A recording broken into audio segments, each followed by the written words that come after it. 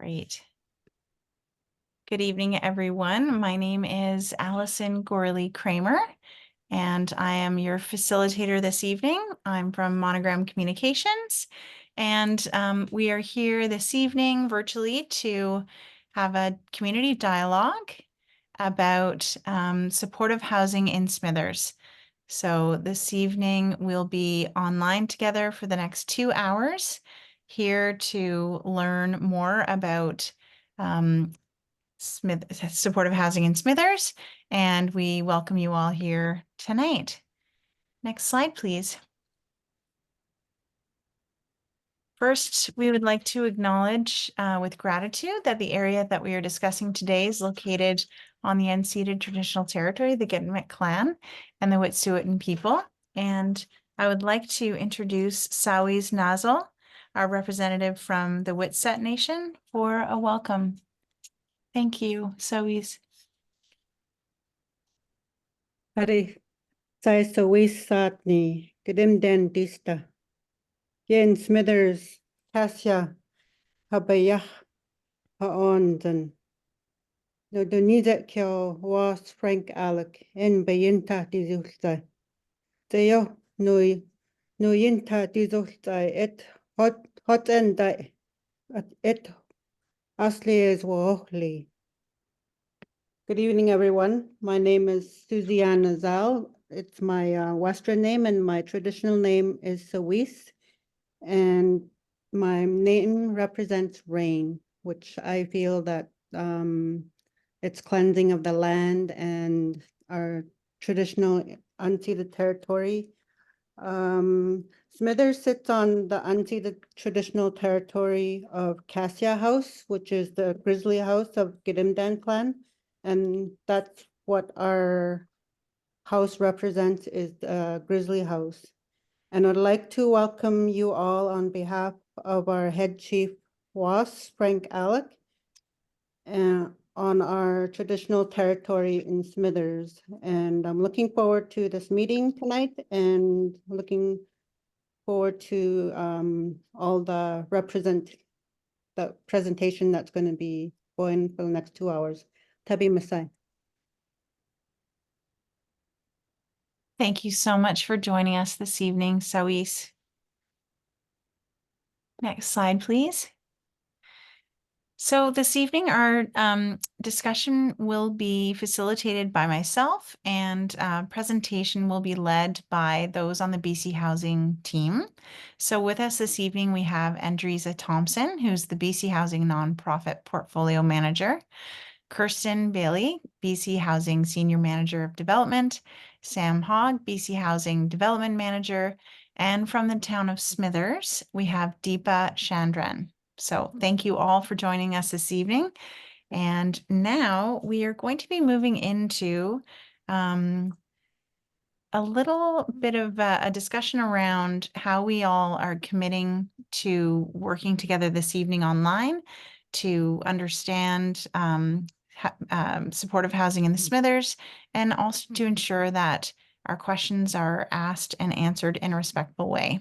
So from the BC Housing team, we commit to coming together in the spirit of community to share information openly and transparently, and to ensure that we're balancing time for sharing that information and answering the questions, as many as we can within the time we have this evening together. For those of you who are participating, we do ask that you please use respectful and people-first language, that you ask brief and genuine questions and allow space for answers, and also consider that there may be people experiencing homelessness present. In addition, there are many people joining us this evening, and we want to ensure that as many questions are asked and answered. And so I will be facilitating the assurance of that. In order for this to occur, there is a mute and a chat function, and I will be using those functions to mute and unmute those of you who are asking questions to ensure that everybody has the time and the space for the questions that they are asking, and we don't speak over one another. We will also be asking you to use, at the bottom of your screen, you will see that there is a Q&A function. It's right next to the record button and the show captions button. That is the function that you want to click on when you're asking a question. That question will come directly to me. It will not be seen by all participants. And then we will answer the questions in sequence as they show up within that function. So please feel free to type in your questions and they will be asked in the order that they are received. The Q&A part of this session will not be recorded. Should you experience some technical issues, we have contacts online right now who are able to support. So you can email or call this number to receive support. And you can also connect to this call and the Zoom by phone. So if you are having some challenges online, please feel free to join us using your phone.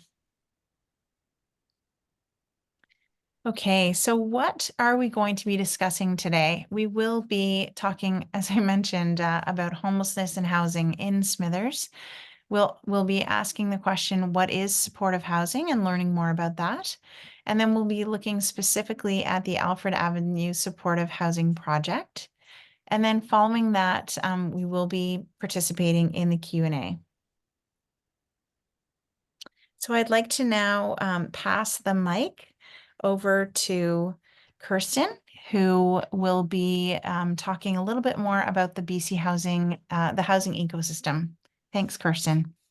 Thanks, Alyson. Thank you for joining us, everybody. I wanted to start with sort of talking about the need for diversity of housing right across sort of the spectrum of housing options. On the left-hand side, we have housing that is really targeted and aimed to addressing people who are homeless or at risk of homelessness.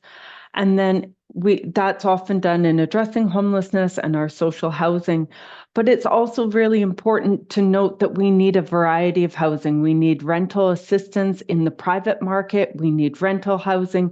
We need affordable rental housing. And that really brings us right along the sort of continuum of housing to the right-hand side, which is looking at affordable home ownership and home ownership options. And really, when we look at complete, healthy communities, we're looking at communities that provide a range of different housing options, right from rental to apartments to a whole slew of different housing options to serve people at different stages of life and as life takes us all down different paths. Next slide, please. So in Smithers, while today we may be focusing on homelessness, I wanted to really emphasize that's not all BC Housing is doing. We are working with nonprofits in the community to provide a variety of different housing options. As many of you may know, there's Goodacre Place, which is a supportive housing project. In addition, we've worked with NSDP, a nonprofit, to provide women's transitional housing. Harding Heights, which is 19 units of affordable housing for seniors and people with disabilities. But we also know we're not done. And so we're working on this potential Alfred Avenue property and also some Indigenous housing options with some nonprofits in the community. And that is because there's a real understanding that complete healthy communities have these various housing options targeting different people at different stages. Next slide, please. In terms of homelessness in Smithers, our research has found that 57 people were identified as experiencing homelessness in the point-in-time count in 2023. It's important to note that doesn't capture everybody. There's people on couches, there's people at risk of homelessness. So we always know these numbers are smaller than what actually exists in reality. We note that that is a 73% increase from 2021. And I think all of us have seen in our various communities a real increase in homelessness, during and post-COVID. And quite honestly, I think it's quite shocking when we see the housing that we're delivering and still seeing the need for additional housing and additional support services. in terms of how does homelessness happen, there is no single answer. There's no single path to it. It can be the lack of affordable housing. It can be illness or injury on jobs. Brain injuries are often something that is linked to leading to homelessness. It can be domestic violence in the home, poverty, fire and floods, as we are seeing the climate change affect us all, discrimination, youth aging out of care, the impact of colonization on our Indigenous people, mental health, substance use. There is no single path that leads to homelessness. And we do understand the complexity of the problems that we're talking about here and the complexities of these issues. Andressa, I'll turn it over to you to talk a little bit about supportive housing. Absolutely. So we follow a housing first model, which basically proves that supportive housing follows an evidence-based and internationally demonstrated housing first model, first by providing stable housing and then working with the resident to promote recovery and well-being. So when people are living on the streets in shelters and when they're precariously housed without basic access to food and a place to live, people without these homes don't have the capacity to deal with anything beyond basic survival. And this may result in additional dependence to drugs and alcohol and enhancement in mental health challenges. So we try and move people experiencing homelessness into independent and permanent housing. So this gives them a bed to sleep in, a door to close with locks so that they have additional security. They have their own washroom, and there's breakfast every morning and one hot meal. So the most base needs are met. Supportive housing also provides additional on-site wraparound support services, provides guidance and encouragement when needed, provides social connection and community, which is absolutely critical when you're overcoming mental health and addiction issues, provides additional life skills, employment, financial education, health services, and also case planning and recovery plans. So when people who live with substance use issues, we won't be excluding them from housing, but we do want to emphasize that not everybody that requires supportive housing uses substances. So if we do exclude people with substance use issues, they will remain on the street or in shelters and their health will deteriorate and they can't start a journey to a healthier life until they have a roof over their heads. As far as what services are typically available, as previously mentioned, they do have a self-contained studio home with an independent washroom, may or may not have a kitchenette, completely dependent on their level of independence. Hot meals are provided. Residents do pay a base rent at the shelter rate. They have on-site referrals and supports to healthcare, mental health, and substance use services. And they have the ability to enhance their life skills by providing employment and additional supports in basic maintenance, like learning how to maintain their home, learning how to cook if they've never learned before. There's connection to local community services, connection to education and employment when they're ready, and 24/7 access to staff and additional support services that are available where they are. So resident selection goes through a process called coordinated access and assessment, where individuals that are identified go through a vulnerability assessment. Local community providers will bring names forward to the table where they'll discuss the level of vulnerability and see if it's a match for the supportive housing unit. Ultimately, the provider does have input on who they bring into the supportive housing unit. And with people being complex, they want to ensure that the resident mix is balanced and make sure that there's no serious interpersonal conflicts that might interfere with the enjoyment of, or the privacy and comfort of the other residents.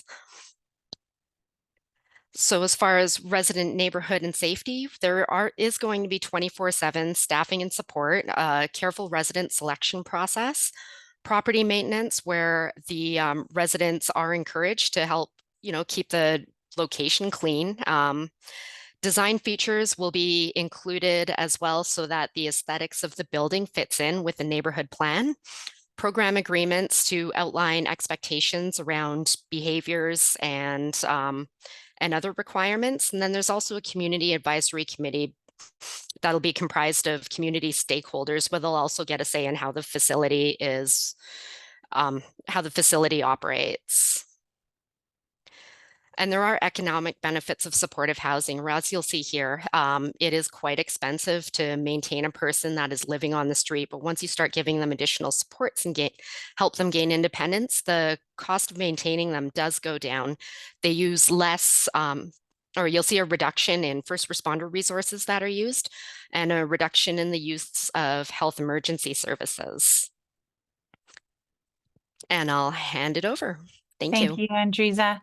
And next, we're going to be sharing a video of the positive impacts of supportive housing from Quesnel, BC.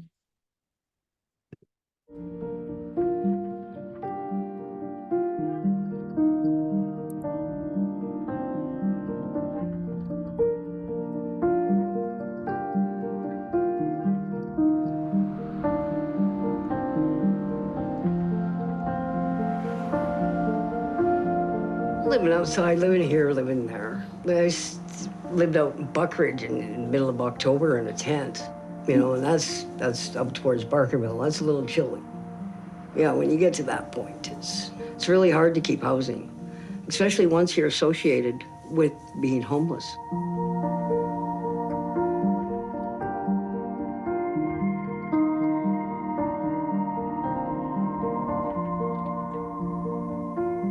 What's going on? You wanna come see me? It was wintertime, and he didn't have a home, and they were gonna kill him, the people that I went to visit, because he kept hanging around their place and stealing their cat's food. So I just brought him home. I've had him ever since. He's 17, he's blind. He's a sweetheart, though. He adopted me, I adopted him. He's my snuggle bunny. Well, it's always nice to know you come home to something that loves you, unconditional. This is my cat, TD, it's the touchdown. My dog, Schnauzer. That would be my mommy. Life was actually much better then, when my mom was alive. I still got my mom's candy dish. She liked Scotch mints. Yeah, we still got the same mints in there, too. There was always Sunday dinners. There was, you know, there was a family unit after she passed.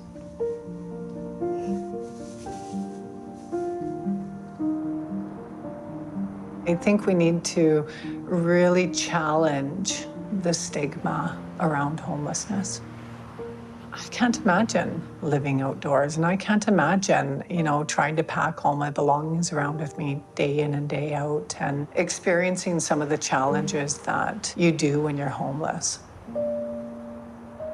Trying to find somewhere permanent to live, but it's hard to get housing. Housing is really hard to come by. There is no affordable housing. You know, the people that we work with are very marginalized, they're very vulnerable, and they're often not made to feel welcome in the community because there's a lot of misunderstanding around them. But we get to know people on a very different level, whether it's at the shelter or in housing, and you get to hear their stories and build relationships with them and come to a place of deep caring for people. When you move people from homelessness into supportive housing, we begin to see overall improvements in their health.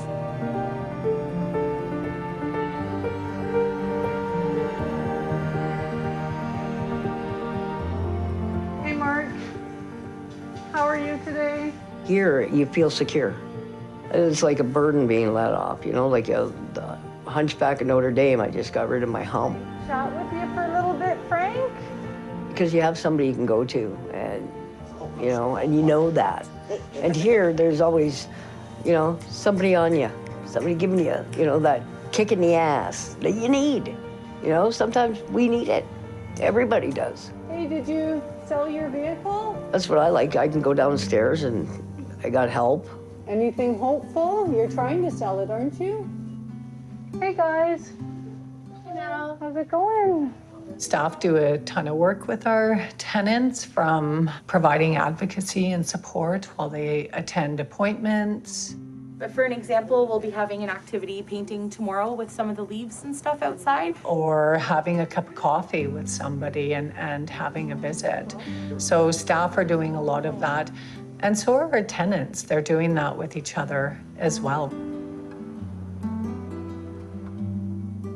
The folks that we work with really do need to be close to their health services and other social services, and generally don't have modes of transportation. We have a really good partnership with Northern Health around working with them to get folks on pharmaceutical supplies, so moving people off of illicit drugs and poison drugs onto pharmaceutical supply. Yeah, we have a really good system, really good program here, and I really appreciate Northern Health supporting us. It's just so convenient in terms of getting them access to healthcare services and minimizing the barriers that they face day to day. And that's where places like Bridges Supportive Housing are amazing, because we're able to get folks housed, which is often the stabilizing factor they need to engage in healthcare services. Without a house, it's pretty difficult to engage in the service. In here, I just wanted to relax, get my life together, and now I'm loving it. I do the clean team, go out and clean every day, and it's awesome. And you get paid every day to go and help the community. I go out early in the morning to get all the early walkers, you know, and you get through town before the business is all open and the town's clean for them. You pick up the needles, get rid of the paraphernalia off the streets. Just because a person's been down or a drug addict or whatever, or homeless, doesn't mean that they can't contribute. The Riverview is on the west side of the Fraser River in Quesnel, and we are situated right above the new housing of Bridges Housing. I would say it feels like the grounds in the areas have been safer since the housing complex opened. In fact, this year has probably been the best year for, I think I've had one sharp reported to me so far in the whole school year. It's been a great opportunity for our students to have a slightly better perception of how to be a community that comes together and supports each other. So supportive housing overall is much more cost-effective to the province and the community than homelessness is, for sure.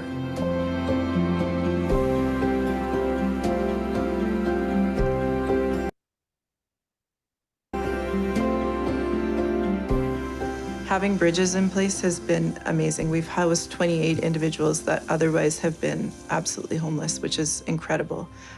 We have a need for more.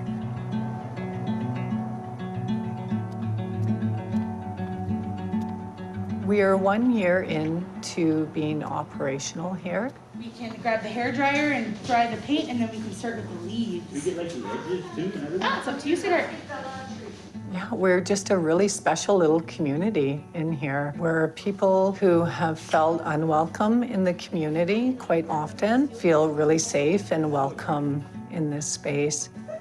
You get a brand new home. It's like a brand new start. That's more than a step forward, it's a leap. And hopefully one day I can transition out of here so someone else can have an opportunity. Well, I think other people deserve a chance too. There's lots of them out there that need homes. Too many. Doesn't matter who you are or what you do. We're all human beings. We all matter. It's like I always go, gray matters.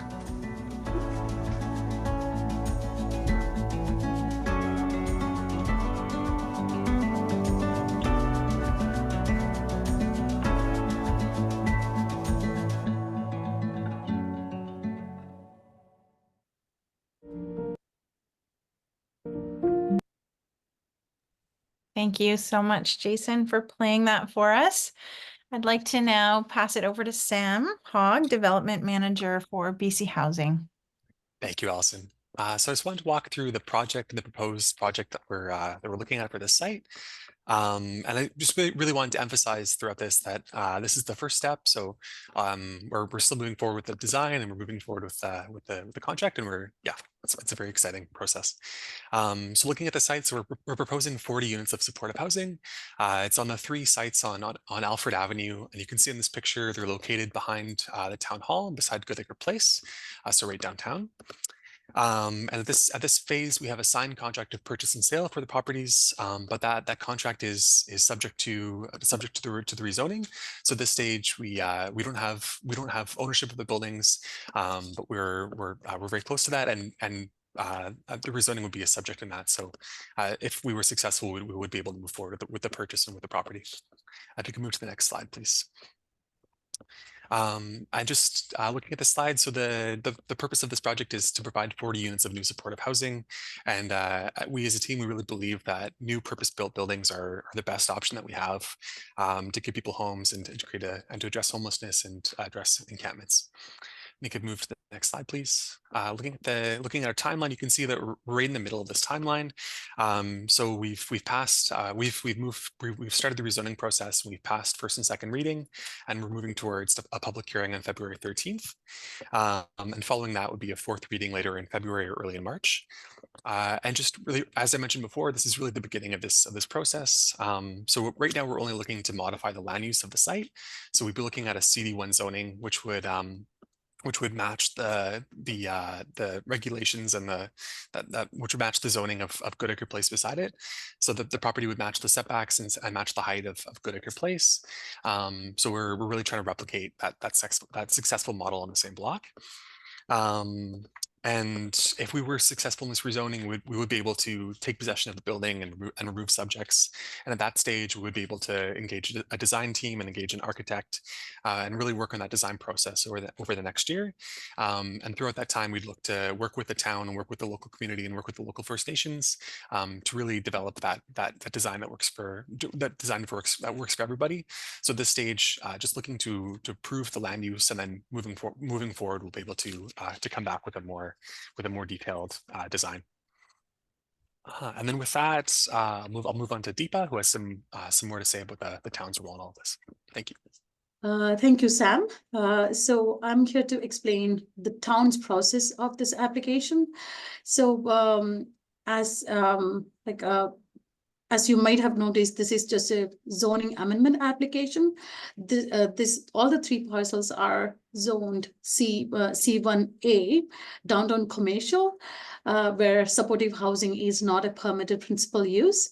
But on the other side, this is in the official community plan, which is the visionary document of the town. So all the three parcels are designated high density residential / downtown commercial, so which can basically accommodate a high density residential development like this one. So there is no need for OCP amendment. So this is just a zoning amendment application.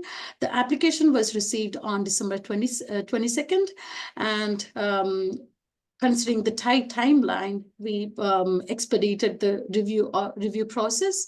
And the application was presented to council for the proposed bylaws first and second readings on January 9th. And it was consequently sent for the Ministry of Transportation and Infrastructure's initial review as well. So based on the feedback received from the ministry, the intended date for a public hearing and potential third reading is February 13th. That is like in less than 2 weeks.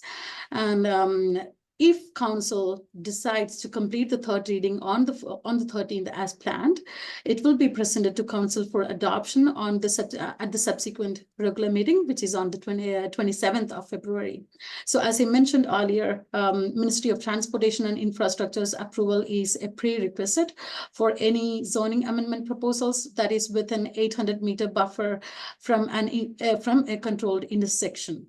So pretty much all part of the town falls within this buffer area, and we have received initial approval from the ministry. So usually it takes at least a month, but in this case, given the urgency of this application and also the housing crisis in the community, and also like in taking account of the larger provincial changes happening to support housing development across the province. This process was expedited by the ministry, and we received a quick response. So which is because of which we can achieve the proposed timeline. So the town staff support the proposed application for various reasons. The first one is compliance with OCP policies. So when we did the OCP document less than 2 years ago, we heard that housing affordability and availability are two key components. So, and even when we look at the 2021 census, there are close to 300 households that are experiencing core housing need, and a lot of many of those households, like especially if they are single family ones, they may benefit from a project like this. And we have an increasing share of seniors population in the community who are if you look across the studies in housing studies in Canada, seniors are likely to be it's a demographic group that is more likely to be vulnerable to the housing issues in the coming years. So a project like this, it's not just for a certain demographic, it's going to benefit all demographic groups, especially those who are with multiple layers of vulnerability. So that is one thing. And the other thing is it's in compliance with the housing needs report, which recommended many more housing units with special needs assistance. So as one of our presenters initially explained, we have only 55 supportive housing units in the community, and we need many more. And this is likely to be increasing in the future, especially considering the increasing housing costs across the region. And finally, the recent findings of the 2023 homeless count report, as already stated in the previous part in the presentation, the 57 people that were counted as part of this report were is just a portion of the actual homeless people in the community. So there are many more hidden, many more experiencing hidden homelessness. So they will be benefiting from this project. And the next slide, please. So, how community was consulted for a project like this? So there are legislated requirements established by the Local Government Act and Community Charter. So the first one is notification to all the property owners. So as per the town's requirement, a 60-meter notification is a requirement for every rezoning application. But in this case, we send notification to properties within a much larger area, that's 200-meter area, especially taking into providing a more, making it a more visible project in the community, making giving more chance to people to come and participate in this decision-making process. And the other thing is we have notifications on our website, Facebook page, and we will also have a notification in the local newspaper that will happen in this week's edition. Must have been in this week's edition, or if not, it will be in next week's. That's for the public hearing. And we will receive an engagement summary as part of today's presentation, and also the upcoming drop-in session hosted by BC Housing next week. So we will have an engagement summary plus the verbal and written feedback from council. All will be considered by council when the public hearing happens, and also the final decision is made. And in addition to this, BC Housing as the applicant proposed certain additional engagement options as well. So this is not legislated. This is something that was proposed by the applicant, BC Housing.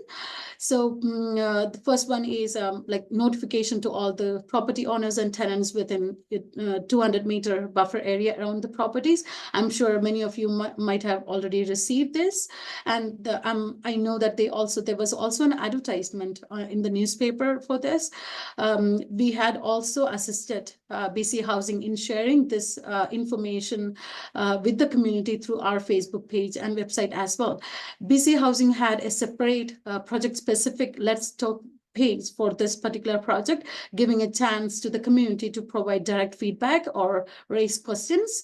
And there were other we are also considering reaching out to local businesses and also nonprofits in the community to get that additional feedback in a meaningful manner before the public hearing. So this process like clearly shows a very inclusive approach. It's a combination of virtual plus in-person sessions, so giving a larger number of members to be part of this process. So as I mentioned earlier, the engagement, BC Housing will come up with an engagement summary report at the end of these virtual and in-person sessions, which will be included on the February 13th public hearing agenda. Next slide, please. So what will happen after this event? So once the public hearing happens and like the so if council decides to go ahead with the rezoning, then the next step would be adoption, and which will technically complete this application, the purpose of this application. And the next step would be development permit. So but all the 3 parcels are part of the downtown commercial form and character area. So BC Housing will have to obtain a development permit before they can work on the construction component. So this is something that BC Housing will work with the town staff. And also my understanding is that BC Housing will have a web page providing an ongoing update on the design details as more and more details are available. So giving the community an additional chance to have a look of how this is going to look like in the months to come. So this process is going to start sometime in 2024 once the sale, all those requirements are finalized. We don't have an exact month at this point. And so once the development permit is issued and once all the construction details are finalized, it will be the stage for building permit issuance. So the anticipated timeline for issuing a building permit is sometime in 2025. So here comes to the end of this presentation. Back to you, Alyson. Thank you very much, Deepa. Okay, well, thanks everyone for that very informative presentation. And we are now ready to open it up to everybody who's joining us online to ask your questions. You have the opportunity to ask all of the BC Housing team a question and they will jump in with answers. In addition to Deepa, who we also have with us on the call, we also have Cormac Hickish from Northern Health, who may also be able to answer a few questions as we go through tonight's Q&A. So I'll remind you one more time, just to place your questions in the Q&A function, and I see we have one already, and I will be answering them, asking them to the panel in the order in which we receive them, and I will then also unmute you